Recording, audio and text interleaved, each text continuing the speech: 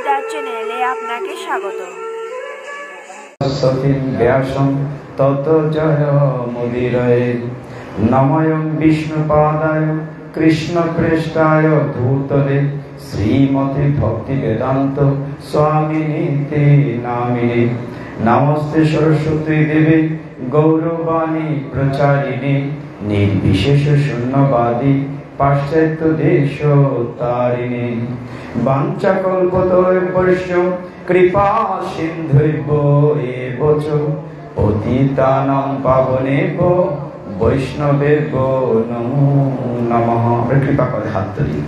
জয় শ্রী কৃষ্ণ চৈতন্য প্রভু নিত্যানন্দ শ্রী অদ্বৈত গদাধর শ্রীবাসাদি গৌর ভক্ত বৃন্দ। হরে কৃষ্ণ কৃষ্ণ কৃষ্ণ হরে হরে হরে রাম রাম রাম হরে হরে। জয় জয় শ্রী রাধে।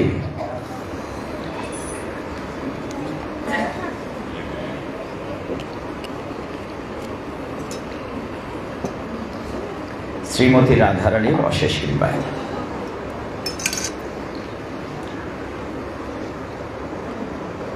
আজকের এই সন্ধ্যাটির বিশেষত্ব হচ্ছে এই যে শ্রীমতী রাধারানী কৃপা করবেন বলে হয়তো আমরা কিছুটা ভক্ত সঙ্গ করতে পারব। শাস্ত্রে রাধারানীর তথ্যাদি তুলনামূলকভাবে কম। কেন? শাস্ত্র বলছে যে যে বিষয়টি খুব গোপন থাকে, যা অনুভব করার মতো ক্ষমতা আমাদের অনেকেরই থাকে না। কেননা আমরা মায়াবদ্ধ জীব, আমরা কাম তাড়নায় আমাদের দৃষ্টিভঙ্গি ভালো থাকে না, এই কারণে বিষয়গুলোকে গোপন রাখা হয়। তো এই দিক থেকে বিবেচনা করলে আমরা একটু রাধারানীর তত্ত্ব নিয়ে কথা বলি, তারপর কাহিনীতে যাব। রাধারানীর আবির্ভাব তিথি শ্রী গোস্বামীর যে গ্রন্থগুলোতে থাকে সেইখান থেকে আমরা আলোচনা করব। আবার রাধারানীর আবির্ভাব একাধিক রকম আছে। তো অনেকে বলতে পারেন যে একজনের জন্ম বা আবির্ভাব 2-3 রকম কি করে হয়। এটা হচ্ছে এক একটি কল্প, মানে সত্যতেতা দাপর যুগ এইভাবে সহস্রবার আসলে পরে আবার আসে এরকম একটা কল্প হয়। এক এক কল্পে এক এক রকম, এই কারণে ভিন্ন ভিন্ন হতে পারে। তো যাই হোক, আমরা দেখি সাধারণ মানুষের আমরা মনে করি যে রাধারানী আমাদের মতো, কিন্তু শাস্ত্র বলছে না। রাধারানীকে আমাদের মতো যদি আমরা রমণী মনে করি তাহলে আমরা ভুল করব, ভুল না শুধু অপরাধ করব। রাধারানী আলাদা কিছু নেই। শাস্ত্র বলছে আমরা যেভাবে পেয়ে থাকি চৈতন্য চরিতামৃতে শ্রীল কৃষ্ণদাস কবিরাজ গোস্বামী বিষয়টি স্পষ্ট করেছেন। তিনি বলেছেন, রাধা কৃষ্ণ এক আত্মা, 2 দেহ ধরি অনন্য বিলাসে রস আস্বাদন করি। মানে রাধা কৃষ্ণ মূলত এক আত্মা, 2 দেহ ধরি অনন্য বিলাসে রস আস্বাদন করি। একইভাবে আমরা যে কথাটি পাই চৈতন্য অন্য জায়গায়, সেটি হচ্ছে মহাভাব স্বরূপা শ্রী রাধা ঠাকুরানী, অর্থাৎ মহাভাবতার বলা হচ্ছে সর্বগুণ খনি কৃষ্ণ কান্তা শিরোমণি।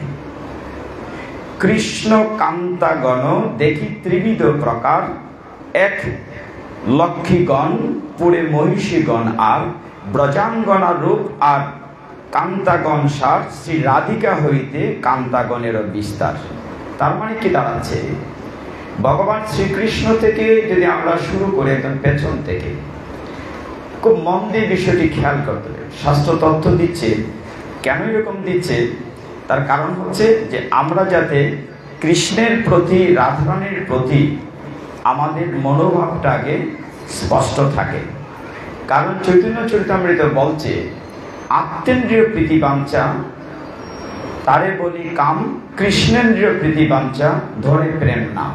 অর্থাৎ আমরা দেহের সুখ, আত্মেন্দ্রিয় প্রীতি, দেহের সুখ জন্য যে প্রেম বলি, আসলে এটা প্রেম না, সেটা হচ্ছে কাম। আর কৃষ্ণকে খুশি রাখার জন্য, কৃষ্ণের আনন্দ দেওয়ার জন্য, নেয়ার জন্য যা করি সেটা হচ্ছে প্রেম।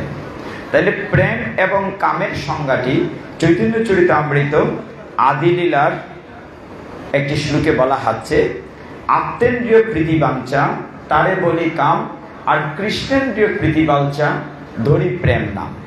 কাজে কৃষ্ণকে খুশি রাখার জন্য রাধা তত্ত্বতে সেটা হচ্ছে প্রেম।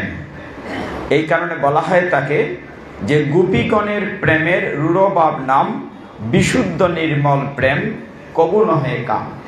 তো বিশুদ্ধ নির্মল প্রেম যাতে আমরা পাই, এই কারণে শাস্ত্র বলছে যে রাধারানীর তত্ত্বটিকে গোপনে রাখা হয়েছে, যাতে করে আমরা জাগতিক জগতের মতো মনে না করি। যাই হোক, আমাদের শাস্ত্রে রাধারানীর তত্ত্ব ললিত মাতব গ্রন্থে, শ্রীরূপ গোস্বামী পাদের গ্রন্থে আছে, অন্যান্য গ্রন্থেও আছে।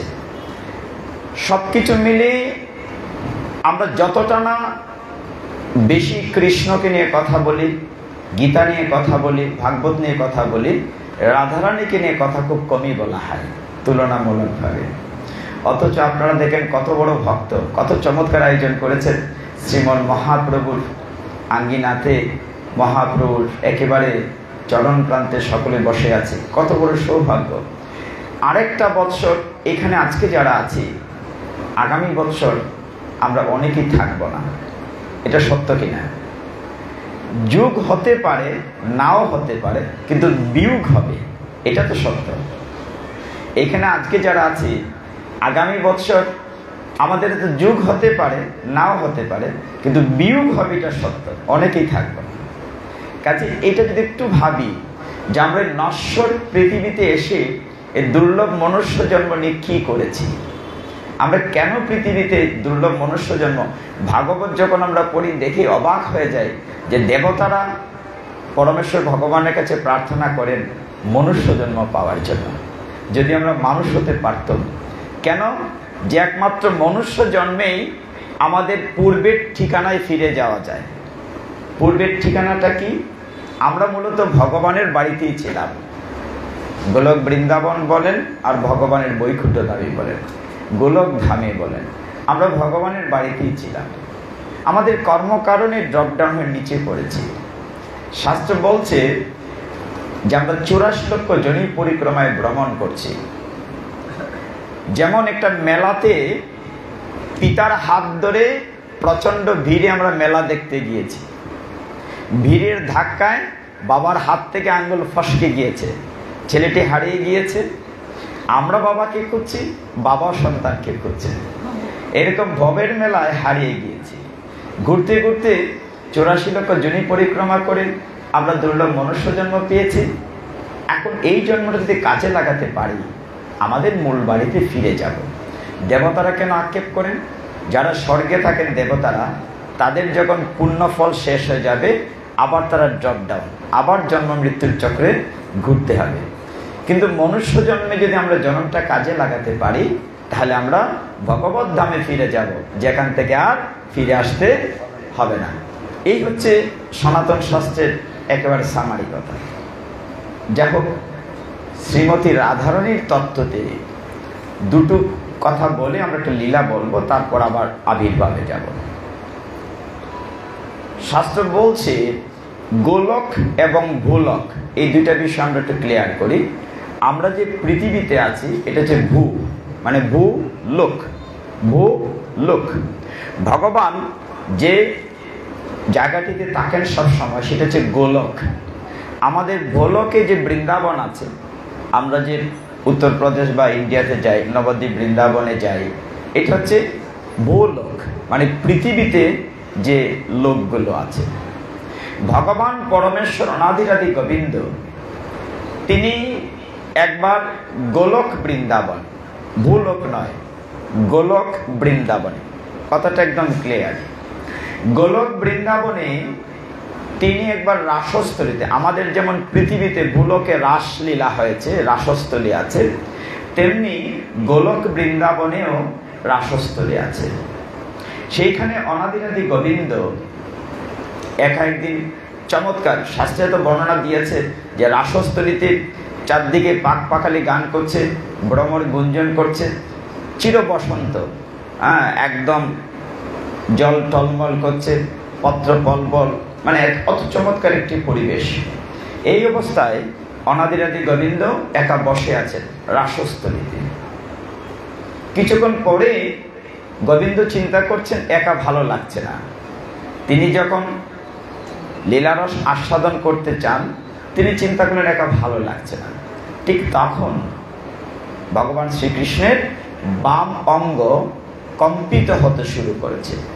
বাম অঙ্গ যখন কম্পিত হয়েছে, সেখান থেকে তিনি অতি সুরূপা, এত চমৎকার 14 বর্ষীয়া চিরকিশোরী, তার বাম অঙ্গ থেকে শ্রীমতী রাধারানীর আবির্ভাব হয়েছে। সেখান থেকে রাধারানী আবির্ভূত হয়ে ভগবান তার লাদিনী শক্তি, লাদিনী অর্থাৎ আনন্দদায়িনী শক্তি, আনন্দ প্রদান করে বলে তাকে বলা হচ্ছে লাদিনী বা আহ্লাদিনী শক্তি। শ্রীমতী রাধারানী বাম অঙ্গ থেকে আবির্ভূত হয়ে কৃষ্ণ ভাবছেন তার সাথে লীলাবিলাস করবেন, আর শ্রীমতী ভাবছেন তাকে খুশি করার জন্য, আনন্দ দেওয়ার জন্য সেবা করবেন। সেই রাসস্থলীতে প্রচুর পুষ্পরাজি আছে, চমৎকার পরিবেশ।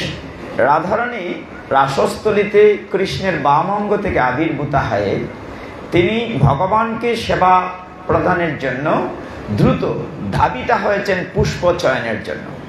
পুষ্প চয়ন করে তিনি দ্রুত ধাবিতা হয়ে অনাদিরাদি গোবিন্দের চরণ কমলে পুষ্প নিবেদন করেছেন।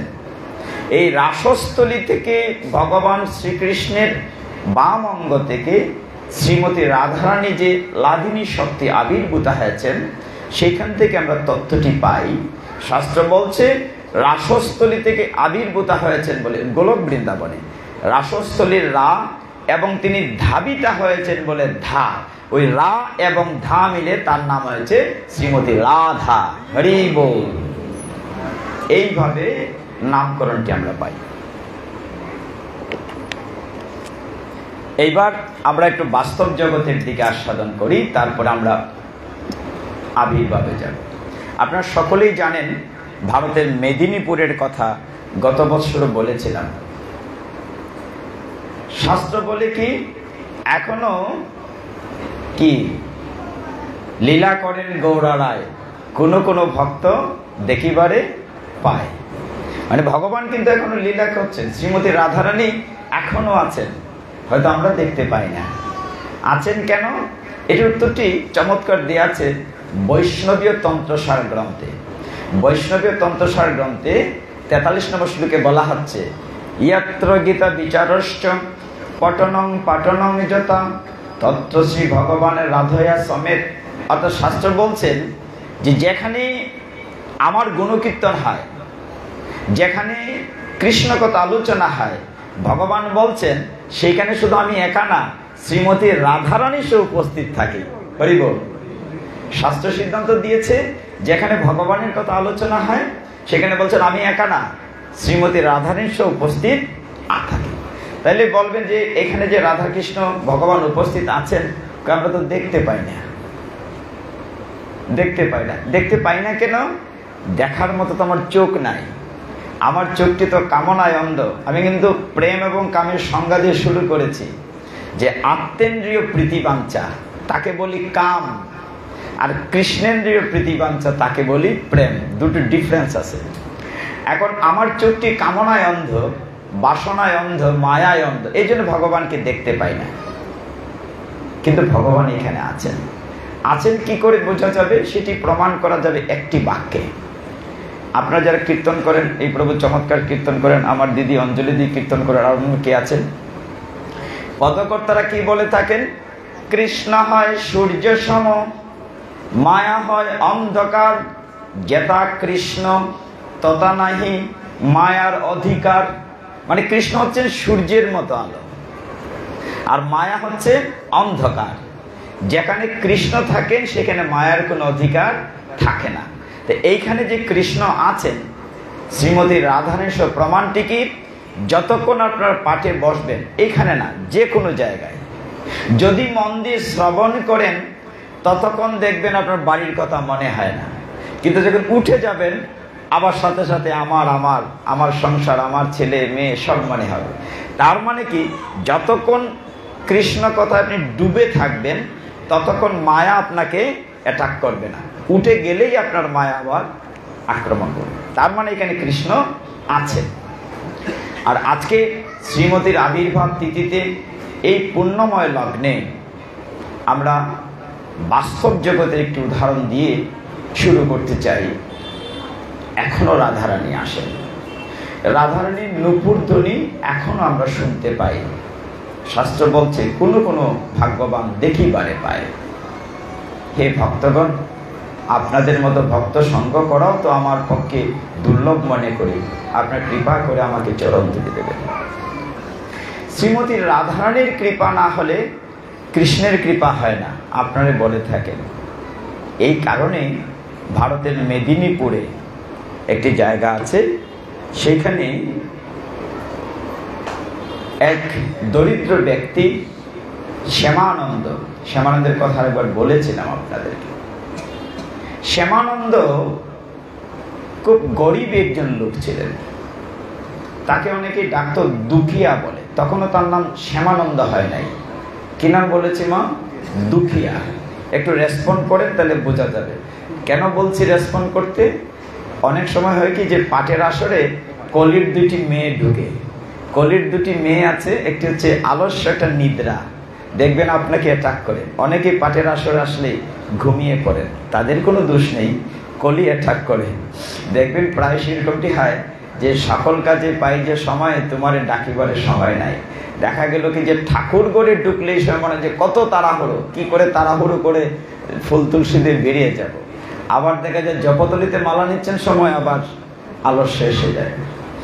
তো যা হোক, সেই মেদিনীপুরের যে ভক্তের কথা বলছি, সত্য কাহিনী, তার নাম ছিল দুখিয়া। তিনি ছোটবেলা থেকেই শ্রীমতী রাধারানীর পাদপদ্ম দর্শনের জন্য কঠোর তপস্যা করছে। হায়রে, কবে আমি রাধারানীর চরণ দুখানি দেখতে পাবো, কবে আমি শ্রীমতী রাধারানীর চরণ দুখানি আমি দর্শন করব, কবে আমি রাধারানীর দেখতে পাবো। ছোটবেলা থেকে দুখিয়া যখন বড় হচ্ছে, খুব অভাব অনটনের মধ্য দিয়ে শয়নে স্বপনে একমাত্র রাধারানীর কথা ভাবছে। একটা সময় দুখিয়া যখন একটু বড় হলেন, রাধারানীর কথা চিন্তা করতে করতে তিনি তার গুরুদেব হৃদয় চৈতন্য প্রভুর কাছে দীক্ষা নিলেন। গুরুদেব হৃদয় চৈতন্য প্রভু তাকে যখন দীক্ষা দিলেন, তার একটি কথা দুখিয়া, হে গুরুজি, আমি কি করলে শ্রীমতী রাধারানীর চরণ দর্শন করতে পারবো? আমি কি করলে শ্রীমতী রাধারানীকে দেখতে পারবো? আমি কিচ্ছুটি চাই না, শুধুমাত্র রাধারানীর চরণ দুখানা যদি দেখতে পাই। দুখিয়ার যখন দীক্ষা দেয়া হলো, তার নাম হলো কৃষ্ণদাস। হৃদয় চৈতন্য তার গুরুদেব তার নাম দিলেন কৃষ্ণদাস। কিছুদিন পরে গুরুদেব তাকে বৃন্দাবনে পাঠালেন, যেখানে শিলজীব গোস্বামীরা একটি আশ্রম করে আছেন, আরো গোস্বামীরা আছেন।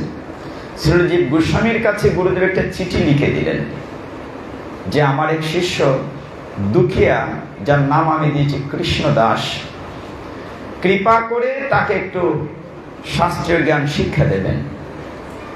যথারীতি কৃষ্ণদাস গুরুদেবের আশীর্বাদ মাথায় নিয়ে রূপ গোস্বামী, জীব গোস্বামী তাদের কাছে চলে আসলেন। এখানে এসেও কৃষ্ণদাসের একটি চিন্তা, রাধারানী, কবে তোমার চরণ দুখানি দর্শন করব? আপনারা অনেকেই জানেন বা এখানে বিগ্রহ তো দেখেন, চিত্রতেও দেখেন, কৃষ্ণের চরণ দেখানো হয়, রাধারানীর চরণ ঢাকা থাকে। একবার দেখা গিয়েছিল গোপাষ্টমী বা গোষ্ঠাষ্টমীতে, যেদিন প্রথম গোষ্ঠে গিয়েছিলেন নন্দদুলাল। আপনাদের নিশ্চয়ই সেই কাহিনীটি জানা আছে।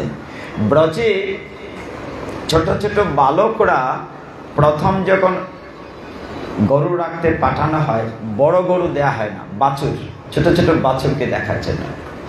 যেদিন প্রথম প্রৈগণ্ড বয়সে গোবিন্দ শ্রীকৃষ্ণ প্রস্তুতি নিচ্ছেন গুষ্ঠে যাবেন, অর্থাৎ গুচারণে, মা নন্দরানী চমৎকার করে সাজিয়ে দিয়েছেন ছেলেকে। নিজের হাতে ননি খাইয়েছেন, নিজের হাতে মাথায় ময়ূরপুচ্ছ বেঁধে দিয়েছেন, কাঁধে একটি লাঠি দিয়েছেন, লাঠির মাথার একটা পুটলি বেঁধে দিয়েছেন, তার মধ্যে দুপুরের খাবার দিয়েছেন। দিয়ে তিনি তৈরি করে চিন্তা করেছেন, ওকে তো একা ছাড়া যাবে না, ছোট্ট বালক প্রথম যাচ্ছে। বলাইকে ডেকেছেন, রোহিণী পুত্রকে, বলরাম তুমি কোথায়? তুমি তার বড় ভাই গার্ডিয়ান, তো বলরামকেও সাজিয়ে দেওয়া আছে, আবার কোমরের মধ্যে দড়ি দেওয়া হয়েছে, পাঁচন দেওয়া হয়েছে। সমস্ত রাখাল বালকরা যখন সেজে গুজে প্রথম গোষ্ঠে যাবে, সেই দিন শ্রীমতী রাধারানী ললিতা বিশাখার চিন্তা করছেন, তারও ছোট ছোট কিশোরী, যে ওরা আজকে প্রথম গোষ্ঠে যাবে, আমরা কি যাব না? ব্রজের নিয়ম ছিল মেয়ে শিশু গরু রাখতে যেতে পারবে না, মেয়েরা যেতে পারবে না। তখন ললিতা বিশাখা সকলে চিন্তা করলো, তাহলে এটা কাজ করো, আমরা তো ছোট্ট, চলো আমরা সকলে ছেলে সেজে যাই। মানে সকলে যদি ছেলে সাজতে পারি তাহলে তার বাধা দেবে না, আমাদের ব্রজবাসী যারা আছেন তারা আমাদেরকে বাধা দেবেন না। সেই চিন্তা করে একে অন্যকে, ললিতা বিশাখা একে অন্যকে রাখাল বালকের পোশাক পরালেন। রাখাল বালকের পোশাক পরালে কি হয়, নিচের যে কাপড়টা এটা আটটা কাপড়, মানে আটুর উপরে। এই কারণে গোপাষ্টমী বা গুষ্ঠাষ্টমীর দিন কৃষ্ণ বলরাম দাম সুদাম শ্রীদামের সাথে ললিতা বিশাখা সহ শ্রীমতী রাধারানীও গুষ্ঠে গিয়েছিলেন, এবং সেই দিন মাত্র রাধারানীর চরণ দর্শন করতে পেরেছিলেন। হরিবোল। সমস্ত গোপবাসীরা, ব্রজবাসীরা রাধারানীর চরণ দর্শন করতে পেরেছে। সেই চরণ দর্শনের জন্য কৃষ্ণদাস যখন ছিল জীব গোস্বামীর কাছে শিক্ষা নিতে আসলেন মেদিনীপুর থেকে, রাত দিন শুধু একটি চিন্তা, হায়রে কবে আমি রাধারানীর চরণ দর্শন করতে পারবো। কিছুদিন যাওয়ার পরে কৃষ্ণদাস, যার প্রথম নাম ছিল দুখিয়া, তিনি বললেন যে আমার গুরুজি তো আপনার কাছে পাঠিয়েছেন শাস্ত্র জ্ঞান নেওয়ার জন্য, আমার কোনো শাস্ত্র জ্ঞান দরকার নেই, আমাকে বলুন কি করে আমি রাধারানীর চরণ দর্শন করতে পারবো। আমার তো ধ্যান একটাই, আমি কবে রাধারানীর চরণ দেখতে পারবো। কিছুদিন যাওয়ার পরে দুখিয়া বললেন শ্রীজীব গোস্বামীকে যে আমাকে একটি সেবা দিন, আমাকে একটা কাজ দিন। তারা যে বনে থাকতেন ওইখানে এক সময় রাধারানীর একটি নিকুঞ্জ বন ছিল, তারা জানতেন না। মন্দিরের পাশেই ভাঙ্গা কিছু ঘর, পুরনো কিছু গাছ। দুখিয়াকে কাজ দেয়া হলো কৃষ্ণদাসকে, যে তোমার কাজ হচ্ছে প্রতিদিন তুমি এই কুঞ্জ বনটি ঝাড় দেবে, ঝাড়ু দিয়ে তুমি সেটি পরিষ্কার করবে। যে আদেশ দিলেন গোস্বামী পাদ, আদেশ পাওয়া মাত্র প্রতিদিন ভোরে উঠে, একেবারে মঙ্গল আরতির আগে ভোরে উঠে প্রতিদিন ওই জায়গাটি ঝাড় দিতে লাগলেন কৃষ্ণদাস। একদিন দুই দিন ঝাড় দিচ্ছেন আর মনে মনে কি বলছেন, হে ব্রজেশ্বরী রাধারানী, তোমার চরণ দুখানা কবে আমি দর্শন পাবো। আমি তো কিচ্ছুটি চাইনি তোমার কাছে, শুধুমাত্র তোমার চরণ দুখানা আমি চাই। আমি যেন তোমার চরণ দুখানা দেখতে পাই। প্রতিদিন যখন ঝাড় দিচ্ছেন, কিছুদিন পরে শ্রীমতী রাধারানীর কৃপা তার উপর বর্ষিত হল, কৃপাময়ী ব্রজেশ্বরী। একদিন হলো কি, ভক্তগণ দুখিয়া কৃষ্ণদাস যখন বনটি ঝাড়ু দিতে গেলেন, হঠাৎ তিনি চমকিয়া উঠলেন। দেখলেন এই ঝোপঝাড়ের মধ্যে একটা পায়ের নুপুর, একখানা নুপুর ঝকঝক করছে। নুপুরখানা যেই তিনি ধরলেন, অমনি তার শরীর যেন বিদ্যুৎ স্পৃষ্ট, কারেন্টের মতো শক্ত হলো। নুপুরখানা ধরে দেখলেন তা থেকে সুঘ্রাণ বেরোচ্ছে, নুপুরখানা থেকে সুঘ্রাণ বেরোচ্ছে। সেই নুপুরখানা তিনি মাথায় টেকাচ্ছেন, বুকে টেকাচ্ছেন, কোথায় রাখবেন, কুলে রাখবেন না বুকে রাখবেন, আনন্দ আর ধরে না। তিনি ভাবছেন যে কুঞ্জ বনে কি করে এক পাটি নূপুর এলো, সেটা বুকে জড়িয়ে ধরে শুয়ে আছেন। ওইদিকে শ্রীমতী রাধারানী লীলা বিলাস করতে এই বনে প্রায় সে আসতেন। ললিতা দেখলেন যে রাধারানীর চরণে একখানা নূপুর আছে, একখানা নেই। জিজ্ঞাসা করলেন, শ্রীমতী, তোমার পায়ে একখানা নূপুর কেন, আরেকটি নূপুর কোথায়? তিনি বলেন, ঠিক বুঝতে পারছি না কোথায় ফেলে এসছি। ললিতা বলছেন, ও, তোমার নিশ্চয়ই কোনো ভক্তকে তুমি কৃপা করবে, তুমি কৃপা করবে বলেই তুমি লীলাখানা করেছ। খুঁজে দেখি কোথায় কোথায় আমরা যাই। খুঁজতে খুঁজতে দেখা গেল, খবর নিয়ে ললিতা জানলেন যে ওই কুঞ্জ বনেই তিনি একখানা নূপুর পা থেকে স্খলিত হয়েছে, সেখানে রেখে এসছেন। বলেন, যাও তোমার নূপুর খানা নিয়ে এসো। রাধারানী বললেন, আমি তো দিনের আলো যেতে পারি না, তুমি যাও, তুমি গিয়ে চেয়ে নিয়ে আসো। ললিতা গেলেন, কৃষ্ণদাস দুখিয়ার কাছে গিয়ে বললেন, দুখিয়া, তুমি কি পেয়েছো? তুমি তো প্রতিদিন ঝুপঝাড় পরিষ্কার করো, এইখানে কেন নূপুর পেয়েছো? বলছে, হ্যাঁ পেয়েছি, কিন্তু কেন? বলে, এই নূপুর খানা তো আমাদের। বলে, আমাদের না, একক বলেন আমার। বলছে, না আমার না, আমার এক সখীর। তো সখীর নূপুর তুমি কেন নিতে এসেছো? তোমার সখীকে পাঠাও। বলে, উনি তো সম্ভ্রান্ত ঘরের গৃহিণী, তিনি তো দিনের বেলা বাইরে আসেন না। বলে, তা তো হবে না, একজনের নূপুর আরেকজনকে দিলে আমি কি জবাব দেব? তোমার সেই সখীকে আসতে বলো। বলছেন তাকে, ঠিক আছে, তাহলে আগামীকাল ভোরবেলা আসবে।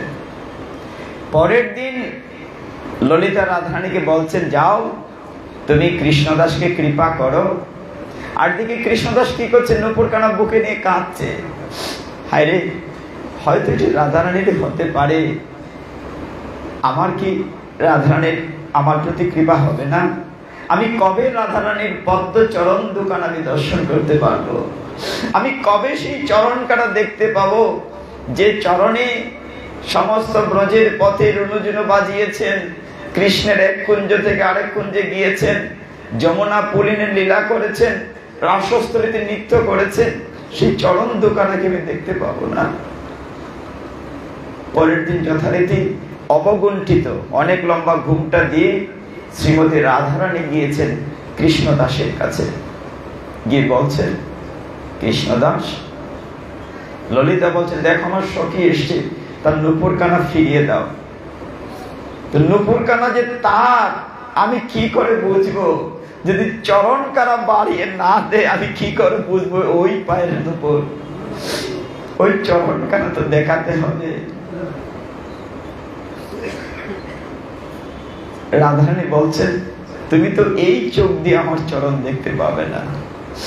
ললিতা তখন বলছেন, রাধারানী, তুমি যদি কৃপা করেই থাকো, তাকে সেই দেখার সুযোগটা তুমি দাও। এটা বলে দুখিয়ার কাছ থেকে নূপুর কানা নিয়ে ললিতা ওই কুঞ্জবনের ধুলাতে এরকম গড়ালেন। নূপুর কানাতে যখন ধুলা লাগলো, সেই নূপুর কানা জুড়ে ওই দুখিয়ার কপালে আঘাত করলেন। সাথে সাথে তার কপালে নূপুর তিলকের চিহ্ন পড়ে গেল।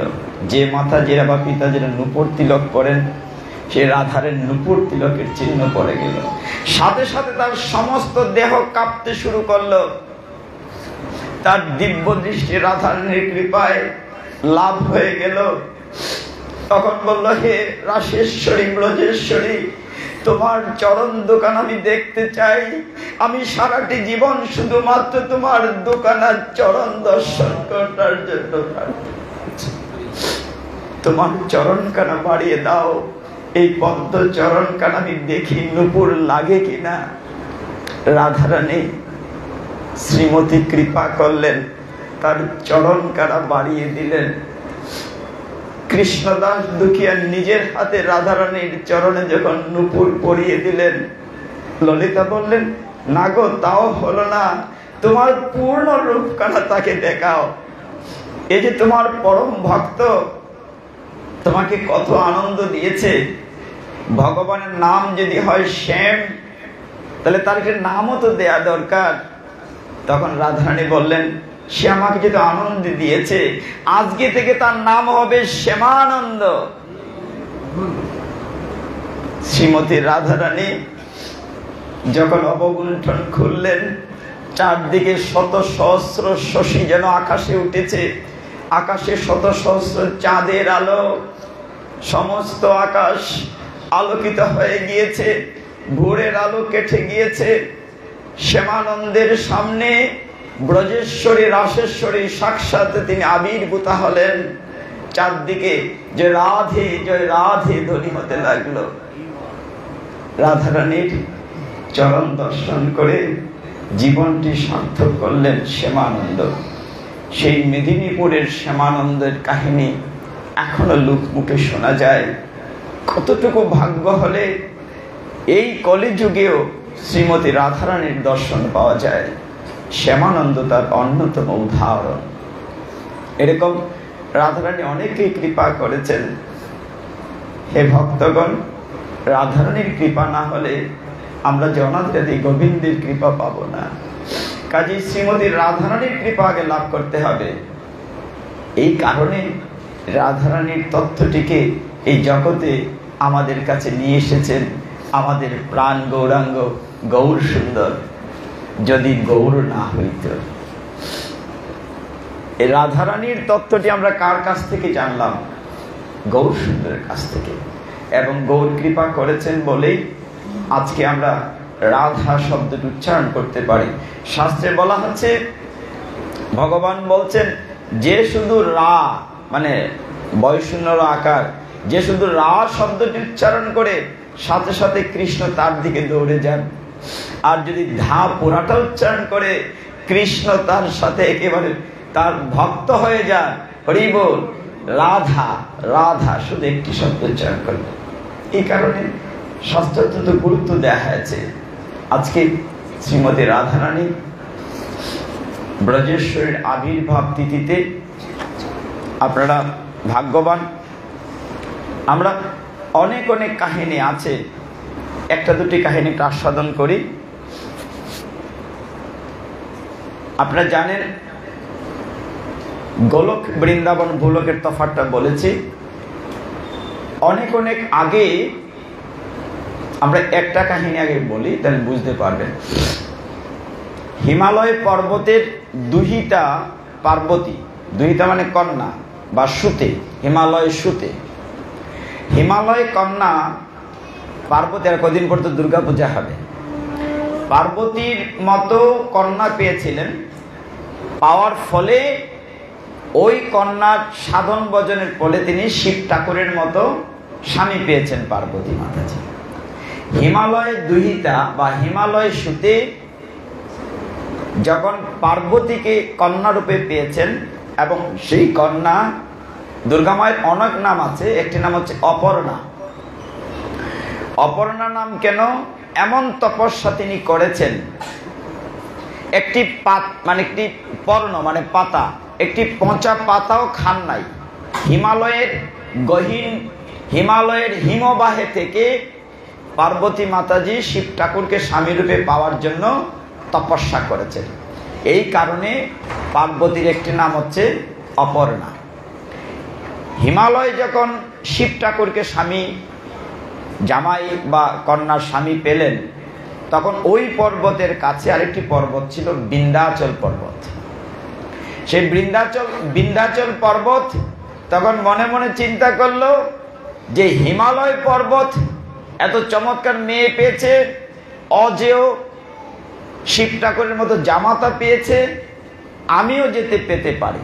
এই চিন্তা করে বিন্ধ্যাচল পর্বত ব্রহ্মার কাছে প্রার্থনা করতে লাগলো, স্তবস্তুতি করতে লাগলো, কি করে এরকম একটি মেয়ে পাওয়া যায়। দীর্ঘদিন তপস্যার পরে ব্রহ্মাজি বিন্ধ্যাচল পর্বতের তপস্যায় খুশি হয়ে তিনি বললেন, কি চাও? তখন বিন্ধ্যা পর্বত বলেছিল, আমি একটি কন্যা চাই, এবং সেই কন্যার জামাতা এমন চাই যে শিব ঠাকুরকে হারিয়ে দেবে, মানে শিব ঠাকুরের চাইতে বড় শক্তিশালী হবে। ব্রহ্মাজি বললেন তথাস্তু। বলার পরে চিন্তা করলেন আমি তো বর দিয়ে দিলাম, কিন্তু শিব ঠাকুরকে হারাতে তো আর কেউ নাই দুনিয়াতে, তাহলে শিব ঠাকুরকে হারাতে গেলে লাগবে কৃষ্ণ, আর কৃষ্ণকে আনতে গেলে লাগবে শ্রীমতী রাধারানী। দেখেন যে সংযোগটা কিভাবে একটার সাথে আরেকটা। এই লীলাতে বলা হচ্ছে, আপনারা সকলেই জানেন কৃষ্ণের জন্মাষ্টমী তোমরা আলোচনা করেছি। ভগবান শ্রীকৃষ্ণ যখন ভাদ্র মাসে কৃষ্ণপক্ষের অষ্টমী তিথি রোহিণী নক্ষত্রে ঝড়ঝঞ্ঝার রাত্রিতে কংসের কারাগারে আবির্ভূত হয়েছিলেন, তখন একই সাথে নন্দ মহারানীর ওইখানে একটি কন্যা সন্তান আবির্ভূত হয়েছিল। কন্যা সন্তানটিকে যখন কংসের কারাগারে নিয়ে আসা হয়েছিল আছাড় মেরে মারার জন্য, উপরে উঠে কি বলেছিল যে তোমাকে বদিবে যে গুগলে বাড়ি চেষে। সেই কাহিনীর সাথে এই কাহিনীটির লিঙ্ক আছে। কিরকম? শাস্ত্র বলছে যে সেই হিমালয়ে কন্যা যেমন বিন্ধ্যাচল কন্যা রাধারানী কি করে এলেন। দেখা গেল যে বিন্ধ্যাচলের এখানে দুইজন কন্যা এসছেন, এক হচ্ছে শ্রীমতী রাধারানী আর এক হচ্ছে চন্দ্রাবলী, মানে বৃষবাণুর দিকে একজন, চন্দ্রবাণুর দিকে একজন। তো বৃষবাণু চন্দ্রবাণুর দুই কন্যার মধ্যে একজন শ্রীমতী রাধারানী আর একজন হচ্ছে চন্দ্রাবলী। তখন কংস যখন জানতে পেরেছিল তোমাকে বদিবে যে গোকুলে বাড়ি চেষে, তখন কংস পুতনা রাক্ষসীকে ছেড়ে দিয়েছিল। আপনারা জানেন সব কথা, যে ছোট ছোট শিশুদেরকে মেরে ফেলার জন্য। সেই পুতনা রাক্ষসী ঘুরতে ঘুরতে গিয়ে দেখলেন ওই বিন্ধ্যাচল পর্বতে দুটি নবজাত শিশু কন্যার মঙ্গলার্থে যজ্ঞ হচ্ছে, ব্রাহ্মণরা যজ্ঞ করছেন। পুতনা দেখে আকাশ মার্গ, পুতনাকে বলা হয় খেচর, মানে আকাশে উড়ে যেতে পারে, সে আকাশ মার্গ থেকে দুটি কন্যা শিশুকে নিয়ে এরকম বগল দাবা করে আকাশ দিয়ে উড়ে যাচ্ছিল। এমন সময় বৃষবাণু রাজা যজ্ঞ যারা পরিচালনা করছিলেন ব্রাহ্মণদেরকে অনুরোধ করলেন, হায় হায় আমাদের মেয়েদেরকে নিয়ে যাচ্ছে রাক্ষসী, তোমরা যজ্ঞের মন্ত্র পড়ো। তখন যজ্ঞের যখন মন্ত্র পড়ছিলেন, মন্ত্রের প্রভাবে পুতনা দুর্বল হয়ে গিয়েছিল। দুর্বল হওয়ার ফলে তার হাত থেকে প্রথম একটি মেয়ে চন্দ্রাবলী পড়ে গিয়েছিল এবং নদীর দিকে ভাসতে ভাসতে চন্দ্রবাণুর গৃহে গিয়েছিল। আর শ্রীমতী রাধারানীকে ফেলে দেওয়া হয়েছিল অনেক পরে। সেখানে গর্গমণি এবং পূর্ণমাসী তারা এনে দিয়েছিলেন নিঃসন্তান বৃষবাণুর বাড়িতে। বৃষবাণু এবং কীর্তিদা মাতা যুগে যুগে রাধারানীর মা। এটা হচ্ছে একটা কাহিনী। আর পরের যে গুরুত্বপূর্ণ কাহিনীটি শাস্ত্রে বলছে, সেখানে বলা হচ্ছে সুভানু, চন্দ্রভানু, প্রতাপভানু তারা কয়েক ভাইয়ের মধ্যে বৃষভানু যখন বড় হলেন তাকে বিয়েটা দেয়া হলো কীর্তিদার সাথে। কিন্তু দীর্ঘদিন কীর্তিদা এবং বৃষভানু রাজার কোনো সন্তান নেই। দীর্ঘদিন যখন নিঃসন্তান বৃষভানু রাজা, আমরা সকলেই প্রণামে কি বলেছি, তপ্ত কাঞ্চন গৌরাঙ্গী রাধে বৃন্দাবনেশ্বরী। তারপরে কি বলেছে, বৃষভানু সুতে মানে কন্যা আর সুত মানে পুত্র। যেমন আমরা বলি না, চৈতন্য ভাগবতে বলা আছে, নন্দ সুত বলে যারে ভাগবতে পাই, সেই কৃষ্ণ অবতরী চৈতন্য গোসাই। নন্দ সুত মানে ছেলে, নন্দের পুত্র বলে যাকে আমরা ভাগবতে পাই, সেই কৃষ্ণই অবতরী চৈতন্য গোসাই। তো যখন বৃষভানু সুতে বলবো, মানে বৃষভানুর কন্যা, তারা নিঃসন্তান দীর্ঘদিন যখন বৃষভানু রাজা এবং কীর্তিদা মাতা, তখন একদিন কীর্তিদা বললেন, এইভাবে যেহেতু হচ্ছে না, তুমি একটা কাজ করো। কি কাজ করতে হবে? যে কাত্যায়নী ব্রত করতে হবে।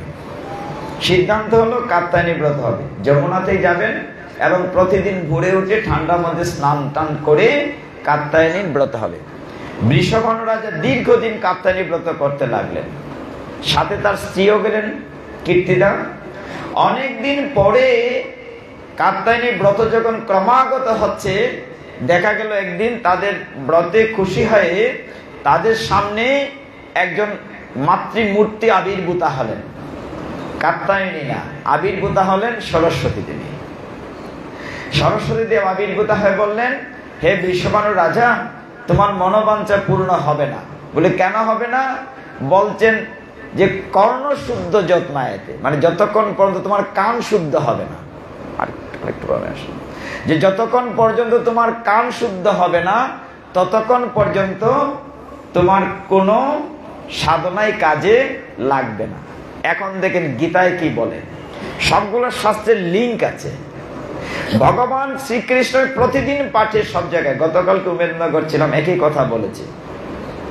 গীতায় ভগবান যে কথাটি খুব গুরুত্ব দিচ্ছেন, বারবার বলছেন শৃণু তৎশৃণু, অর্জুনকে বলছেন শুনো তা শুনো। এই কারণে যেখানে আমরা পাঠে বসি, যতক্ষণই বসি, ভালো না লাগলে চুপচাপ উঠে যেতে পারবো, কিন্তু মন দিয়ে শুনতে হবে। খুব গুরুত্ব দেওয়া হয়েছে, টু লিসেন বারবার বলা হচ্ছে। এই ক্ষেত্রে বৃষভানু রাজাকে সরস্বতী দেবী কি বললেন, যে তোমার যতক্ষণ পর্যন্ত কান শুদ্ধ না হচ্ছে ততক্ষণ পর্যন্ত মনোবাঞ্ছা পূর্ণ হবে না। তাহলে কি করতে হবে? সরস্বতী দেবী নির্দেশ দিলেন যে তুমি যমুনার তীর ধরে যেতে থাকো। একটি গভীর বনে একজন মুনি আছেন, মুনির নাম হচ্ছে ক্রতুমুনি। কি বলেছি? ক্রতুমুনি। যে ক্রতুমুনির কাছে তুমি যদি যাও তাহলে তোমার মনোবাঞ্ছা পূর্ণ হবে। তো বৃষভানু রাজা যথারীতি রওনা হলেন। দীর্ঘদিন সেই আশ্রমে মনির সেবা পূজা করলেন। ক্রতুমনির সেবা করতে করতে যখন খুশি হলেন, তিনি বলেন, হ্যাঁ এইবার তোমার সময় হয়েছে কর্ণশুদ্ধি করার জন্য, যাও তুমি স্নান করে আসো। যে স্নান করে আসলেন, তখন ওই যে আমরা গুরু দীক্ষা দেয়, কানে কেন মন্ত্র দেয়, এই দেহটা একটা বৈঠকখানা, মানে ঘর, দেহটা একটা ঘর আর কানটা হচ্ছে বৈঠকখানা। আমাদের ড্রয়িং রুম, কানটা হচ্ছে ড্রয়িং রুম। এই দেহটা যদি ঘর হয়, কারোর সাথে যখন প্রথম পরিচয় হয় তাকে কিন্তু আমরা ভিতরে করে নিয়ে যাই না, প্রথম আগে তাকে ড্রয়িং রুমে বসাই, বৈঠকখানায় বসাই, তার সাথে যখন ঘনিষ্ঠতা হয় তখন তাকে ভিতরে করে নিয়ে যাই। এই কারণে বলছে তুমি ভগবানের কথা, গীতা ভাগবতের কথা শ্রবণ করতে করতে তোমার যখন কানটা শুদ্ধ হবে এবং ভগবানকে ভালোবাসবে, তবেই তাকে তুমি তোমার হৃদয়ের মন মন্দিরে নিতে পারবে। হরি বল। আগে ভগবানের কথা মন দিয়ে শুনতে হবে। ক্রতুমুনি কি করলেন? বৃষভানু রাজাকে স্নান করে এনে তার কানের কাছে সেই মহামন্ত্র দিলেন, হরে কৃষ্ণ কৃষ্ণ কৃষ্ণ হরে হরে, হরে রাম রাম রাম হরে হরে। যেই কথা বললেন অমনি বৃষভানু রাজা অন্যরকম হয়ে গেলেন। বলে, এবার যাও তুমি কাত্তায়নী ব্রত পূর্ণ হবে। দীর্ঘদিন তিনি ফিরে এসে স্ত্রী সহ আবার কাত্তায়নী ব্রত শুরু করলেন। ব্রত যখন পূর্ণ হলো, এই ভাদ্র মাসের প্রথম দিকে কৃষ্ণের জন্মাষ্টমীর কাছাকাছি একটি দিনে সেই যমুনা থেকে স্বয়ং কাত্তায়নী দেবী আবির্ভূত হলেন।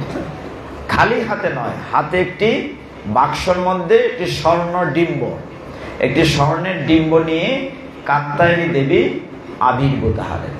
আবির্ভূত হয়ে বৃষভানু রাজাকে বলে, দেখো তোমরা তো নিঃসন্তান, এই সোনার ডিমটি তুমি নিয়ে ঘরে পবিত্র স্থানে রাখো, আগামী ভাদ্র মাসের শুক্লপক্ষের অষ্টমী তিথিতে ফল পাবে।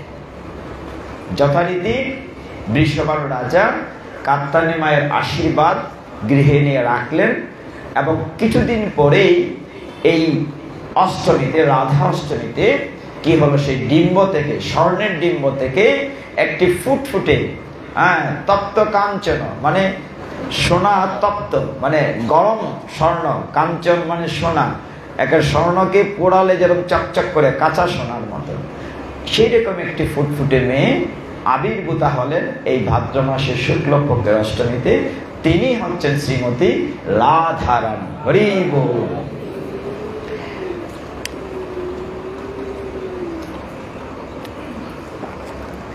এই কাহিনীটি ললিত মাধব গ্রন্থে বলা আছে। আরেকটি ছোট্ট কাহিনী আছে, বলে আমরা লীলাতে যাব। আরেকটি ছোট্ট কাহিনী বলা হচ্ছে যে বৃষভানু রাজা নিঃসন্তান, দীর্ঘদিন চাইছেন সন্তান। একবার তিনি ওই নদীতে স্নান করছিলেন। স্নান করে ওঠার সময় তার গায়ে একটি 100 দল পদ্ম, মানে 100টা পাপড়ি, শতদল স্বর্ণপদ্ম তার দেহে এসে লেগেছে। তিনি স্নান করে ডুব দিয়ে যখন উঠেছেন, তার দেহে একটি শতদল পদ্ম লেগেছে। তার মধ্যে ছোট্ট ফুটফুটে একটি সুন্দর শিশু, কন্যা শিশু দেখতে পেয়েছিলেন। তাকে নিয়েছিলেন তিনি শ্রীমতী রাধারানী। এখন নারদ মুনি তো খবর পেলেন, এখন জায়গায় লীলায় আসেন। নারদ মুনি ত্রিভুবন ঘুরে বেড়ান, কি বলে বলে বিনা বাজিয়ে বলেন নারায়ণ নারায়ণ নারায়ণ। নারদ মুনির একটা সুবিধা আছে, যখন যেখানে খুশি যেতে পারেন, তার পাসপোর্ট ভিসা লাগে না, সব জায়গায় যখন খুশি যেতে পারেন।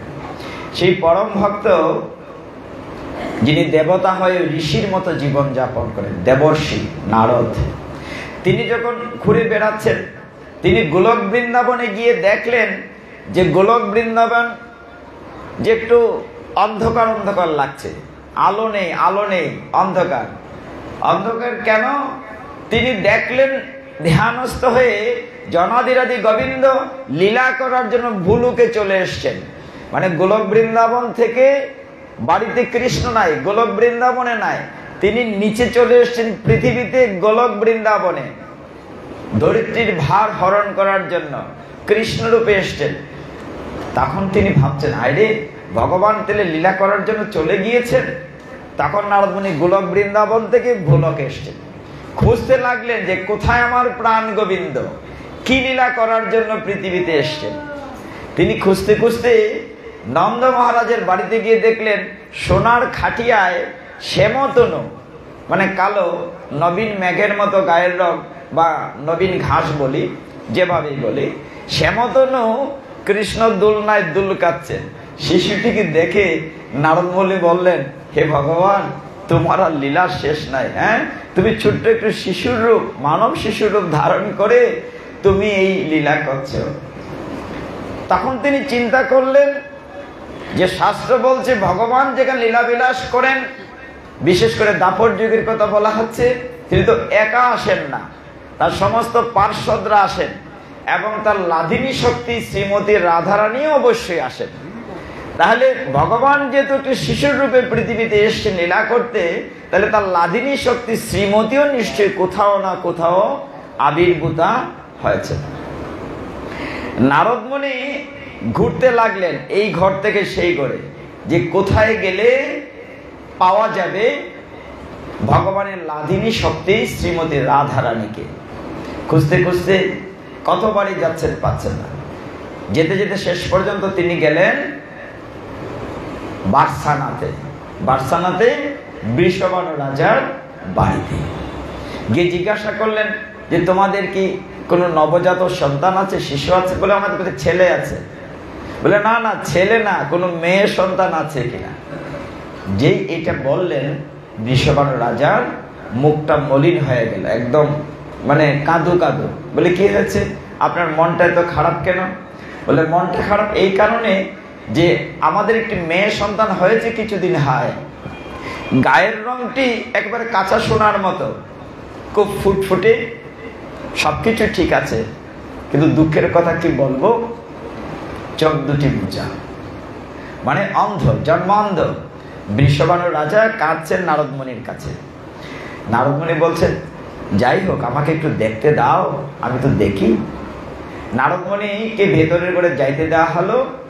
ভেতরে করে গিয়ে তিনি দেখলেন ঠিকই শ্রীমতী, মানে ছোট্ট একটি শিশুরূপে গোলকেশ্বরী ভগবানের লাধিনী শক্তি এই ছোট হাত পাও নাড়াচাড়া করছেন। আহারে কি চমৎকার, স্বর্ণের, কাঁচা স্বর্ণের বর্ণ, শরীর থেকে আলো ছড়াচ্ছে চারদিকে।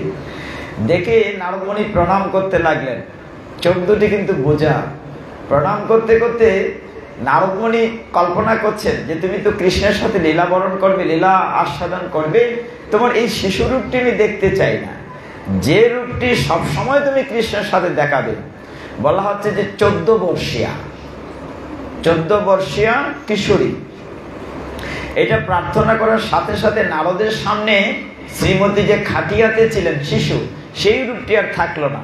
তিনি 14 বর্ষীয়া, হ্যাঁ, নবীন কিশোরী রূপ ধারণ করলেন রাধারানী। শুধু তাই না, নারদ মুনি দেখলেন রাধারানীর চারপাশে আরো সখিলা নৃত্য কীর্তন করছে। ললিতা, বিশাখা, চন্দ্রাবেলী, চিত্রাঙ্গদা, তুঙ্গদেবী সকলে তার চারপাশে নৃত্য কীর্তন করছে। এইটা দেখে নারদমণিও ওই বীণা নিয়ে নাচতে শুরু করলেন। কি আনন্দ, কি আনন্দ! রাধার লীলা দেখে আনন্দ করছেন। কিছুক্ষণ পর্যন্ত রাধারানী বসলেন, তখন রাধারানীর চরণে এই রূপ দেখে নারদমণি প্রণাম করতে লাগলেন। এমন সময় গৃহে প্রবেশ করলেন বৃষভানু রাজা, যে নারদমণি তোমার দেখা হয়েছে। এখন যেই বৃষভানু রাজা ঘরে ঢুকলেন, এখন রাধারানীর ওই রূপটা তো রাখা যাবে না। আবার তিনি একটি ছোট্ট শিশু হয়ে গেলেন। হরি বল। আবার সেই ছোট্ট শিশু হয়ে গেলেন। নারদমণি তো চরণে মাথা থেকে প্রণাম করছেন। বৃষভানু রাজাটা দেখে বলছেন, হায় হায় দেবর্ষি, আপনি করছেনটা কি? আমার তো পাপ হবে, আপনি আমার ছোট মেয়েটির চরণে প্রণাম করছেন। হ্যাঁ, ছোট্ট মেয়েটির চরণে প্রণাম করছেন, ব্যাপারটা নাকি? নারদমণি বলছেন, বৃষভানু রাজা, তুমি তো জানো না তোমার কন্যাটি কে। তুমি তো জানো না সেই বিশ্ব ব্রহ্মাণ্ডের যিনি মালিক অনাদিরাদি গোবিন্দ শ্রীকৃষ্ণ, তার তো লাধিনী শক্তি তোমার ঘরে আছে। বৃষভানু রাজা কিন্তু বুঝতে পারছেন না। তিনি ভাবছেন যে তার মেয়ে, বাৎসল্য প্রেমে, যেমন নন্দ মহারানী কৃষ্ণকে তার ভগবান মনে করতেন না, মনে করতেন তার সন্তান কানাই। তিনি যে শুধু আদর করতেন তার না, শাসনও করতেন, লাঠি নিয়ে দৌড়াতেন, দড়ি দিয়ে বেঁধে রাখতেন, কানাইকে সন্তানের মতো শাসন করতেন। ঠিক এইভাবে বৃষভানু রাজাও যখন চিন্তা করলেন, তাই নাকি, তখন নারদমণি বলেন, এই মেয়েটির যত্ন নিয়ে বলে নারদমণি চলে গেলেন। তাদের দুঃখ তার দূর হয় না। আপনাদের নিশ্চয়ই মনে আছে, আমি গোলক বৃন্দাবনে যখন রাধারানী আবির্ভূতা হন, তারপরে কৃষ্ণ বলেছিলেন যে পৃথিবীর ভার দূর করার জন্য আমি গোলকে যাব। তো এইখানে আবার অনেক দুটো কাহিনী আছে, এটা আবার অনেক লম্বা কাহিনী, একটু সংক্ষেপ বলি তাহলে বুঝতে সুবিধা হবে। আপনার বিরজা নদীর নাম শুনেছেন? বিরজা একটি নদী আছে। ভগবান শ্রীকৃষ্ণ যখন গোলক বৃন্দাবনে যখন লীলা করছিলেন, তখন সেখানে এখানে যেমন তার পার্শ্বদরা আছে, শ্রীদাম, সুদাম, দাম, বলরাম বা ললিতা, বিশাখা, ওইখানে তার পার্শ্বদরা ছিল। তো সেইখানে একটু পেছনে না গেলে এই জায়গাটা বোঝা যাবে না। সেইখানে ভগবান শ্রীকৃষ্ণ কিছু সময় রাধারানীর কুঞ্জে, কিছু সময় অন্য সখীদের কুঞ্জে সময় কাটাতেন। একবার তিনি বিরজার কুঞ্জে আছেন, শ্রীমতী রাধারানী সেজে গুজে অপেক্ষা করছেন, কৃষ্ণ তো আসেন না। কৃষ্ণ যখন আসছেন না, তখন তিনি অপেক্ষা করে করে তার সখীদের কাছ থেকে জানতে পারলেন যে কৃষ্ণ বিরজার কুঞ্জে আছেন। রাধারানীর রাগ হওয়াটা স্বাভাবিক। আমি তো সেজে গুজে বসে আছি, আর শ্রীমতী রাধারানী আক্ষেপ করে বলছেন, হ্যাঁ কৃষ্ণ কানাই কিনা সে বিরজার কুঞ্জে বসে আছে, চলো যাই। রাধারানীর সাথে রাধারানীর কোটি, মানে 1 কোটি না, বলা হচ্ছে 6 কোটি দাস দাসী ছিল। তার রথটি ছিল 10 যোজন উচ্চতা, 1 যোজন মানে 12 মাইল, 10 যোজন উচ্চ ছিল রাধারানীর রথ। রথের বর্ণনা দিলে অনেক সময় লাগবে। সেই রথের মধ্যে বলা হচ্ছে হাজার হাজার না, লক্ষ লক্ষ কোটি দাস দাসী, দাসীরা সখীরা রাধারানীর সাথে। তারপরে এই রথের বর্ণনা দেওয়া আছে যে এটার ভিতরে একেবারে অনেকগুলা বন, কুঞ্জবন, ফুল, লতা পাতা সব সাজানো আছে, অনেকগুলো স্বর্ণের কলসি আছে, হাজার হাজার লক্ষ লক্ষ ঘন্টা বাঁধা আছে। রাধারানীর রথ যখন যায়, সেই রথের সমস্ত সখীদেরকে নিয়ে শ্রীমতী রাধারানী বিরজার কুঞ্জে গিয়েছিলেন। বিরজার কুঞ্জে যখন গিয়েছিলেন, সেই কুঞ্জের দরজায় কে ছিল? শ্রীদাম ছিল, পাহারা দিচ্ছিল, কৃষ্ণের সিকিউরিটি, যে ভিতরে যেন কেউ না আসে। যখন গোলমাল হচ্ছিল ভিতরে ঢোকার জন্য, রাধারানী তর্ক করছেন যে এই দুষ্টের পাহারাদার, হ্যাঁ তুমি তো কানাই, দুষ্টের পাহারাদার, বলো ভিতরে কে আছে। বলে না, ভিতরে কেউ নাই, তোমাদের প্রবেশ নিষেধ। শ্রীদামকে যেতে দেওয়া ছিল না, শ্রীদামকে ডিউটি দেওয়া হয়েছিল। তখন রাধারানীর সখীরা শ্রীদামকে ধাক্কা দিয়ে ভিতরে প্রবেশ করতে চাইছিলেন। কৃষ্ণ গোলমাল শুনে তিনি অন্তর্ধান হয়ে গেলেন, চলে গেলেন অদৃশ্য হয়ে। আর বিরজা কি হলেন? নিজে একটি নদী হয়ে গেলেন। বিরজা নদী হয়ে গেলেন। নদী একটু আটটু না, বলা হচ্ছে যে 100 যোজন লম্বা, কয়েকশো মাইল লম্বা। আর অনেক যোজন প্রস্থ, বিশাল নদী হয়ে গেলেন। রাধারানী ভেতরে প্রবেশ করে দেখলেন কৃষ্ণ নাই, কিন্তু নদী আছে। অন্তর্যামী বুঝতে পারলেন। কিছুক্ষণ পরে কৃষ্ণ ফিরে এসে রাধারানী যখন চলে গিয়েছেন, এটা হচ্ছে প্রথম অংশ, ফিরে গিয়েছেন, তখন কৃষ্ণ এসে আবার বিরজার জন্য ক্রন্দন করেছিলেন, হায় রে, তুমি আমাকে বাঁচাতে গিয়ে নদী হয়ে গেলে। ঠিক আছে, নদীতে তুমি স্নান করে আবার সুন্দর করে আবির্ভূত হও, আমি তোমার লীলা করতে চাই সাথে। এই জায়গাটিতে দেখা যায়, শাস্ত্রে বলা হচ্ছে বিরজা নদী আবার রূপসী নারীর রূপ ধারণ করে কৃষ্ণের সামনে আবির্ভূত হয়েছিল। এইভাবে কিছুদিন চলার পরে আরেকবার লীলাটি যখন হয়েছিল, তখন শ্রীদাম আর ভিতরে যেতে দেয় নাই। তখন রাধারানী শ্রীদামকে অভিশাপ দিয়েছিলেন যে তুমি যে আমাকে ভেতরে যেতে দিচ্ছ না, অসুরের মতো আচরণ করছো, আমি অভিশাপ দিচ্ছি, পরজন্মে তুমি দৈত্য হবে, অসুর হবে। সেই শ্রীদাম পরবর্তী জন্মে শঙ্খচূড় হয়েছিল। আপনারা সেই কাহিনীগুলো জানেন, শঙ্খচূড়ের সাথে তুলসীর কাহিনী আছে। যখন অভিশাপ দিয়েছিলেন, তখন শ্রীদামও পাল্টা রাধারানীকে প্রতি অভিশাপ দিয়েছিলেন যে তুমি যখন আমাকে অভিশাপ দিচ্ছ, আমি তো কোনো অপরাধ করিনি, আমি মাত্র কৃষ্ণের আদেশ পালন করে পাহারা দিচ্ছিলাম। আমি অভিশাপ দিচ্ছি, তুমিও পৃথিবীতে নররূপে যাবে এবং 100 বৎসর তুমি কৃষ্ণ থেকে বিরহ যন্ত্রণা ভোগ করবে। এই কারণে শ্রীমতী রাধারানী 11 বৎসর ব্রজের পরে ভগবান শ্রীকৃষ্ণ যখন অক্রূরের রথে করে মথুরায় গিয়েছেন, আর দেখা হয় নাই। অনেক বড় একটা বিরহ ছিল। শ্রীদাম শঙ্খচূড় হয়েছিলেন। শ্রীদাম যখন অভিসম্পাদিত হয়েছিলেন, কৃষ্ণ ফিরে আসার পরে তার কাছে চেয়েছিলেন, আমাকে যে শ্রীমতী রাধারানী অভিশাপ দিয়েছে, তাহলে আমি মুক্তি পাবো কি করে? বলে মুক্তি পাবে যেদিন তোমাকে শিব ঠাকুর ত্রিশূল দিয়ে মারবে, তখন তুমি মুক্তি পাবে। শঙ্খচূড়কে হত্যা করেছিলেন শিব ঠাকুর। আমি ওইদিকে যাচ্ছি না, তুলসীর কাহিনীতে এটি আছে। আমরা যে জায়গাটিতে ছিলাম, নারদ মুনি যখন দেখে গেলেন অন্ধ শিশুটি, কেন? শ্রীমতী রাধারানীকে নিয়ে ভগবান যখন ভূলোকে, গোলক থেকে ভূলোকে নরলীলা করবেন, রাধারানীকে বলেন যে চলো তুমি আমার সাথে লীলায় অংশ নেবে। রাধারানী বললেন, না গো, আমি তোমার ছাড়া কাউকে না হেরি, আমি নয়ন দিয়ে আমি তোমাকে শুধু দেখতে চাই, আর কাউকে দেখবো না। কৃষ্ণ বলেন, ঠিক আছে, তবুও চলো আমার লীলায় অংশ নেবে। বলে, হ্যাঁ, একটা শর্ত আছে, আমি চোখ করে প্রথম যেন তোমাকে দেখি, তোমাকে ছাড়া আমি কাউকে পরপুরুষ দেখবো না। এই কারণে শ্রীমতী রাধারানী জন্মান্ধ, মানে কি চোখ বুঝিয়ে রেখেছেন, অন্ধ না, কৃষ্ণের জন্য অপেক্ষা করছিলেন। যখন রাধারানী আবির্ভূত হলেন, সমস্ত পাড়া প্রতিবেশীরা রাধারানীকে দেখতে এলেন। দেখতে আসার পরে একই সাথে নন্দ মহারানী এলেন। নন্দ মহারানী এবং রাধারানীর মা কীর্তিদা, তারা আবার বান্ধবী বা সই বলেন। নন্দ মহারাজ এবং বৃষভানু রাজা, তারা আবার বন্ধু। নন্দ মহারাজ কৃষ্ণকে কুলে নিয়ে এসছেন, এসে রাধারানীকে দেখতে গিয়েছেন। এই লীলাটি তো চমৎকার। দেখতে গিয়ে রাধারানী শুয়ে আছেন খাটে, চোখ বন্ধ, কৃষ্ণ একটু একটু হামাগুড়ি দিচ্ছেন। তিনি গিয়ে ওই মায়ের কুল থেকে নেমে একটু একটু হাঁটি হাঁটি করে রাধারানীর খাটিয়ার কাছে চলে গেছে। শ্রীমতী রাধারানীকে গিয়ে যে স্পর্শ করেছেন, অমনি রাধারানীর চোখ খুলে অনাদারিতে গোবিন্দ প্রাণনাথ শ্রীকৃষ্ণকে দর্শন করেছেন। হরি বল।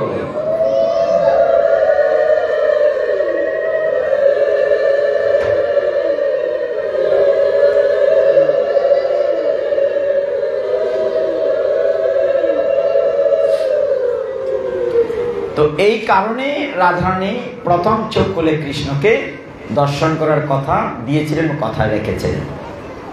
এর কিছুদিন পরে ছোট্ট একটি লীলা বলি। কিছুদিন পরে দুর্বাসা মুনি একবার কীর্তিদার বাড়িতে এসেছেন, অর্থাৎ বৃষভানু রাজার বাড়িতে এসে বলছেন, হে গো কীর্তিদা, দুর্বাসা মুনিকে দেখে সকলেই ভয় পায়, কারণ দুর্বাসা মুনি প্রচন্ড রাগী, খুব রাগ করেন।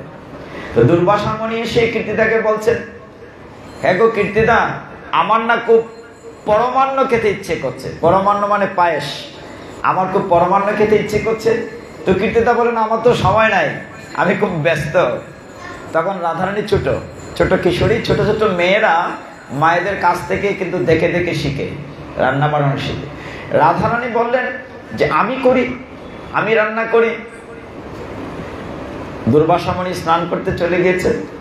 শ্রীমতী রাধারানী মায়ের কাছ থেকে যা শিখেছেন ওরকম করে চিনি গুঁড়া চাল, দুধ ওগুলো দিয়ে রান্না করেছেন পায়েস। রান্না করে যে গোবিন্দকে নিবেদন করেছেন, সমস্ত ঘর একদম মৌ মৌ সুঘ্রাণে ভরে গিয়েছে। কিছুক্ষণ পরে দুর্বাসামণি স্নান আহ্নিক সেরে খেতে বসেছেন। পায়েস পরমান্ন যখন খেতে বসেছেন, খেতে খেতে বলছে আহা এত সুস্বাদু হয়েছে, মানে অমৃত। এটা দেখে, এটা আস্বাদন করে কীর্তিদাকে ডেকেছেন, রাধারানীর মাকে ডেকে বলছেন হ্যাঁ গো কীর্তিদা, তুমি রান্না করেছো, এত সুস্বাদু হয়েছে। কীর্তিদা বলেন আমি তো আগেই বলেছি আমার সময় নাই, আমি রান্না করিনি। বলে তুমি রান্না করলে তো কে রান্না করেছে? বলে আমার একটি ছোট্ট মেয়ে আছে, ডাকো তাকে, দেখিয়ে তো সুস্বাদু রান্না করেছে, গোবিন্দ আস্বাদন করেছেন। তো রাধারানীকে ডাকা হলো, ছোট্ট মেয়ে তার মাথায় হাত দিয়ে দুর্বাসামণি আশীর্বাদ করলেন। আমি আশীর্বাদ করছি রাধারানী, আজকে থেকে পৃথিবীতে যেখানে যতদিন গোবিন্দের ভোগ হবে, রাধারানীর হাতের রান্না ছাড়া গোবিন্দের পেট ভরবে না। হরি বল। এই যে দুর্বাসামণি আশীর্বাদ করেছে, এটা এখনো সত্য। বিশেষ করে মায়েরা যারা ভগবানের ভোগ রান্না করেন বা এই যে নিরামিষ রান্না করেন, কি বলেন, রাধারানী তুমি যদি কৃপা করে রান্নাটা করো। রাধারানীর মানে উইদাউট হার পারমিশন, রাধারানীর অনুমতি ছাড়া you can't cook for the almighty Shrikrishna. Almighty শ্রীকৃষ্ণের জন্য রান্না হবে না রাধারানীর অনুমতি ছাড়া। এটা দুর্বাসামণি আশীর্বাদ দিয়ে গিয়েছে। এইভাবে অসংখ্য লীলা আমরা ছোটবেলা রাধারানীর দেখি। রাধারানী আরেকটু বড় হয়েছেন, তখনকার একটি চমৎকার লীলা আছে। আমরা জানি যে বিষয়টি, বৃন্দাবনে অনেকগুলো বন আছে। একটি বনের নাম আছে ভান্ডির বন। ভান্ডির বনে একবার রাধারানী একটি লীলা করলেন। তিনি যাচ্ছেন ঘর থেকে বেরিয়ে, নন্দ মহারাজ, কৃষ্ণ ছোট, রাধারানীও ছোট, একটু একটু শিশু থেকে একটু বড় হয়েছেন। এই অবস্থায় নন্দ মহারাজ কৃষ্ণকেও সাথে নিয়ে গোচারণে গিয়েছেন। কৃষ্ণের ইচ্ছা হলো রাধারানীর সাথে একটু লীলা করতে, রাধারানীর ইচ্ছে হলো একটু লীলা করি। আমরা তো এসছি পৃথিবীতে লীলা বিলাস করার জন্য। হঠাৎ করে সমস্ত আকাশ কালো মেঘে ছেয়ে গেল। শুধু ছেয়ে গেল না, ঝড় তুফান বইতে শুরু করলো। এত ঝড় তুফান, এখন নন্দ মহারাজ গরু গুছাবেন না কৃষ্ণকে রাখবেন, মানে কৃষ্ণকে রাখবেন না গরুকে গুছাবেন। এখন দেখা গেল চারদিকে গরু ছোটাছুটি করছে, ঝড় তুফান। হঠাৎ দেখেন সেইখানে শ্রীমতী রাধারানী। এগুলো তো পূর্ব থেকে পরিকল্পনা করা, ভগবান তো লীলা প্ল্যান করেই করেন। এই জায়গাটিতে খুব চমৎকার। রাধারানীর কাছে কৃষ্ণকে সমঝিয়ে দিলেন, তুমি তাকে বাড়িতে নন্দমার কাছে পৌঁছে দাও, আমি গরুগুলো গোছাই। প্রচন্ড ঝড় তুফান। কৃষ্ণকে পায়ে বুকে জড়িয়ে কুলে নিয়ে রাধারানী যেতে যেতে ভান্ডির বনের ভেতরে গেলেন। আসলে তো ঝড় বৃষ্টি কিছু না, এটা ভগবানের একটা লীলা হচ্ছে। ভান্ডির বনের ভিতরে গেলেন, দেখলেন ঝড় বৃষ্টি নাই। কৃষ্ণ শিশুরূপ তাকে কুঞ্জে বসালেন। আবার কুঞ্জটি একেবারে বাসরের মতো সাজানো হলো, রত্নখচিত মণিমুক্তা দিয়ে, পুষ্প দিয়ে চয়ন করা হলো। চমৎকার একটি ভান্ডির বন। এমন সময় ভগবান লীলা করার জন্য রাধারানী একটু বড় 14 বর্ষীয়া হলেন। কৃষ্ণ কিশোর রূপটি ধারণ করলেন, নবঘন শ্যাম সেই কিশোর রূপটি। তখন ব্রহ্মাজি নেমে আসলেন পিতার দায়িত্ব পালন করার জন্য। ভান্ডির বনে কি হলো জানেন? সেখানে রাধা কৃষ্ণের বিয়ে হয়েছিল। ভান্ডির বনে রাধা কৃষ্ণের বিয়ে হয়েছিল। আসলে রাধারানীর তো শত শত লীলা, কোনটা রেখে কোনটা বলি। আমরা আরেকটা আস্বাদন করে শেষ করব আর 10-15 মিনিটের মধ্যে। তো দেখা গেল ওইখানে ব্রহ্মাজি যখন পিতার কন্যার পিতা হিসাবে রাধা এবং কৃষ্ণের এই রূপটিতে তাদের বিয়ের ব্যবস্থা করলেন। এবং যথারীতি তখন উপর থেকে দেবতারা দুন্দুবি বাজাতে লাগলেন, পুষ্প বৃষ্টি হতে লাগলো। সকলেই এই যুগল মিলন রূপটি দুনয়ন ভরে আস্বাদন করলেন। কিছু সময় কাটালেন, কিছুক্ষণ পরে কৃষ্ণ আবার ওইরকম শিশু হয়ে গেলেন। ঝড় বৃষ্টি থেমে যাচ্ছে, বাড়িতে নিয়ে যেতে হবে, অনেকটা কোলে করে রাধারানী ছোট্ট মেয়ে, সেও তো আবার দেখবেন আপনারা ছোট ছোট মেয়েরা তার সাথে বড় শিশুকেও কোলে নেয়, অনেক সময় কোলে নেয়। মেয়েদের একটা গুণ আছে, ছেলেরা এতটা বাচ্চাদেরকে কুলে নিতে পারে না, মেয়েরা তো মা, ওরা আবার কুলে নিতে পারে। রাধারানী একেবারে কাদা মাটি মেখে ঝড় জলে ভিজে যাচ্ছে। নন্দ মহারাজ গিয়ে বলছেন এখনো আসেনি। কিছুক্ষণ পরে যখন রাধারানী বাড়িতে পৌঁছলেন, মা যশোদা দৌড়ে আসলেন, কি হয়েছে কি হয়েছে? যে তোমার গোপালকে নাও, কানাইকে নাও, দেখো বৃষ্টিতে ভিজে কাঁপছে। রাধারানীও কাঁপছে। ও আমি না হলে উপায় ছিল না, নন্দ মহারাজ গরু রাখবেন না, তোমার ছেলেকে রাখবেন, ভাগ্য ভালো আমি এখানে ছিলাম, তাই তোমার ছেলেটিকে আমি একটু যত্ন করে রাখতে পেরেছি। তো নন্দ মহারানীর কাছে দিলেন এবং নন্দ মহারানী আবার নতুন করে জল টল মুছে গরম দুধ আস্বাদন করার। এইরকম লীলা আছে। আর একটি লীলা বলে শেষ করব, অসংখ্য অসংখ্য লীলা আছে, মানে কোনটা রেখে কোনটা বলি। আস্বাদন, আস্বাদন কি?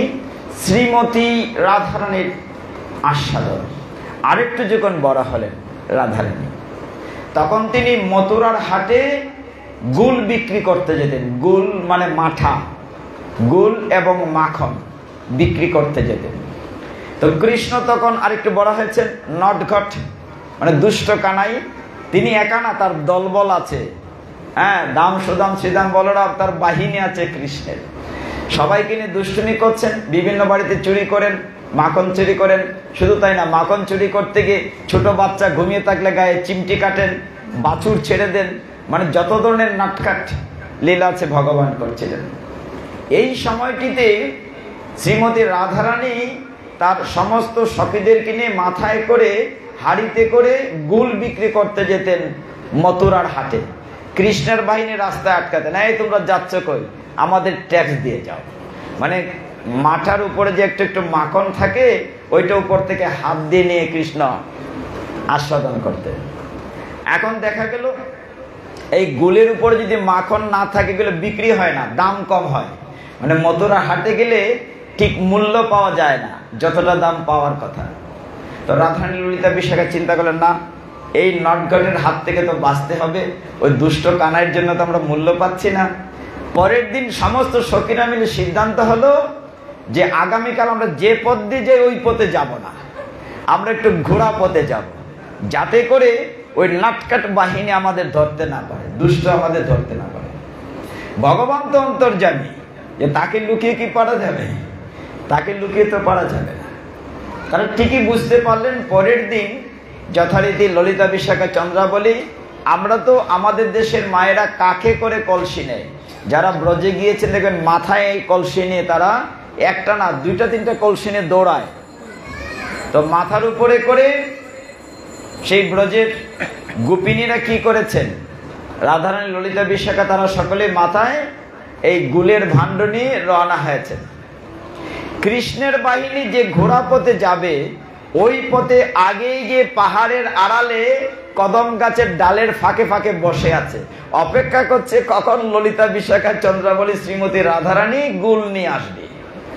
যেই তারা ওই পথ দিয়ে আসছে, দূর থেকে দেখে সবাই ধপ ধপ করে গাছের ডাল থেকে সামনে নেমে, যাও কোথায়, আমাদের ট্যাক্স না দিয়ে তোমরা যাও কই।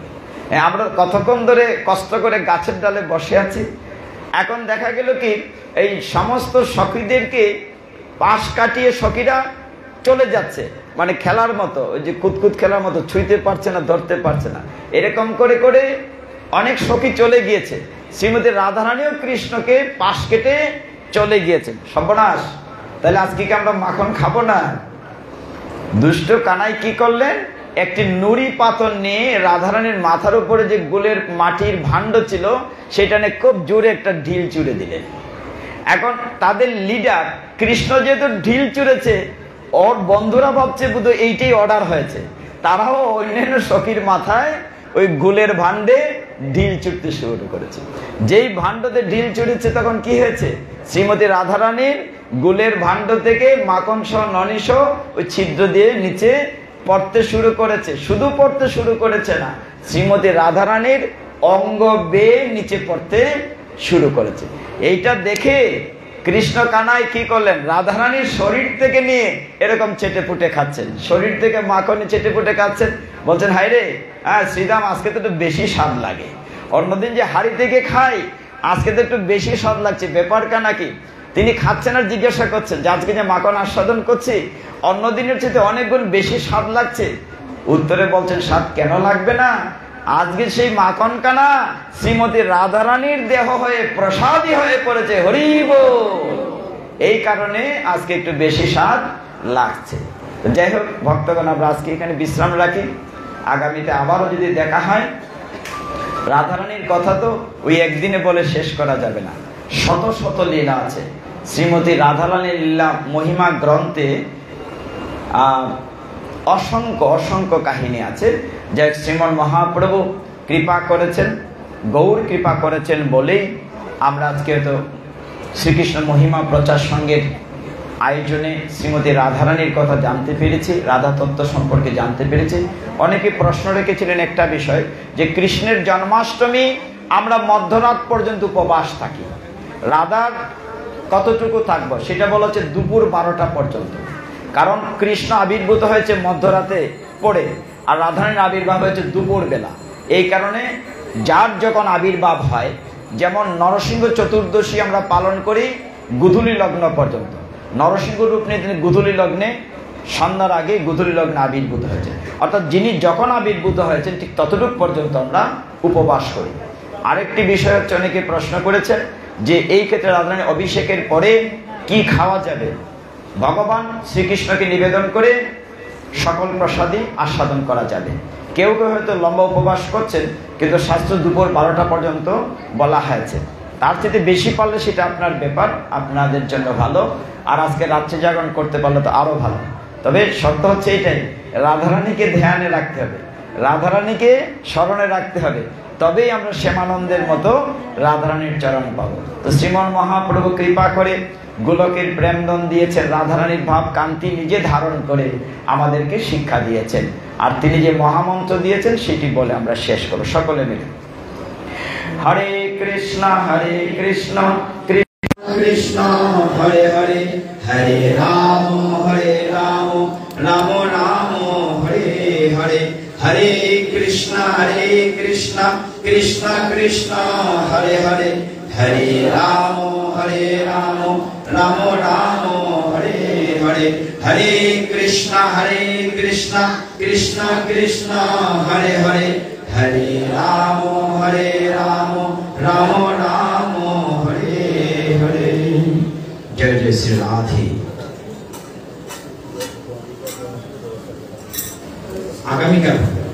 আগামীকাল প্রসাদের ব্যবস্থা আছে। কখন? 2টা থেকে। ও কালকে পালা কীর্তন আছে। ও অনেক সুসংবাদ আপনাদের জন্য। আগামীকাল পালা কীর্তন আছে, তারপর প্রসাদের ব্যবস্থা আছে। আর এখন পাঠের প্রসাদ নাই আছে। হরি বল। প্রসাদকে কি বলে? ভবরোগের মহা ঔষধ। প্রসাদকে বলা হচ্ছে ভবরোগের মহা ঔষধ। আমরা একটু কীর্তন করে প্রসাদ নিয়ে সকলেই